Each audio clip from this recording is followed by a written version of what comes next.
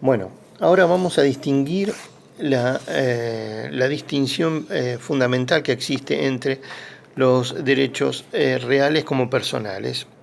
Dijimos que tanto los derechos reales como personales tienen contenido patrimonial.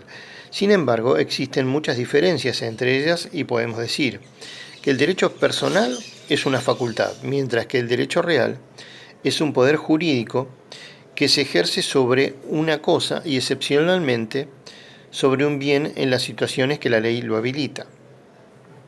En el ámbito de los derechos reales, el régimen legal es de orden público, no así en los derechos personales, y rige el principio de autonomía de la voluntad. Esto lo tuvieron que haber visto en obligaciones.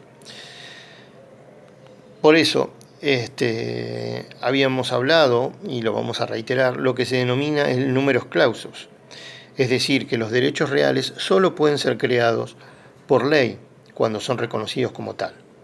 De modo que el número clausus es un número cerrado y reducido, mientras que los derechos personales son abiertos y este número es infinito. El objeto inmediato de los derechos reales son las cosas, ya sea en su totalidad o en una parte individual o material de la cosa que constituye su objeto, y puede recaer sobre el todo o una parte indivisa, y excepcionalmente puede ser un bien. Eso habla el artículo 1883. En los derechos personales, el objeto inmediato es la persona del deudor, quien deberá observar determinada conducta en beneficio del acreedor, obligación de dar, de hacer o de no hacer. El sujeto en los derechos reales son las personas físicas o jurídicas según de qué derecho se trate. Ese es un factor común con los derechos personales. Sin embargo, en los derechos reales no hay un sujeto pasivo determinado, sino tan solo un sujeto pasivo universal, es decir, que el resto de la comunidad, por eso son derechos erga omnes, es decir, oponibles a todos. El derecho personal, y en el derecho personal, el sujeto pasivo es determinado. En los derechos personales nacen siempre de alguna causa o fuente determinada, mientras que en los derechos reales a veces no es así.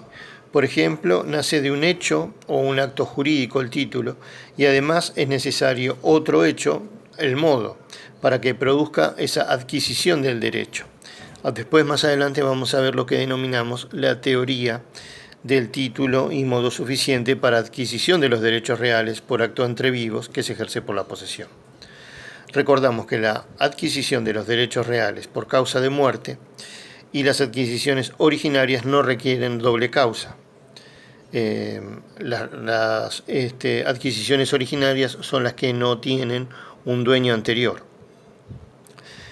Los derechos personales continúan vinculados al contrato, que es su causa generadora, y en los derechos reales se independizan del contrato. El derecho personal muchas veces es el medio para llegar al derecho real.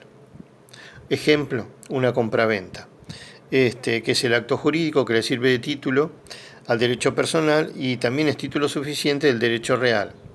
Deberá ser acompañado de un modo suficiente, en este caso será, o veremos más adelante cómo es la tradición, para que este derecho real nazca.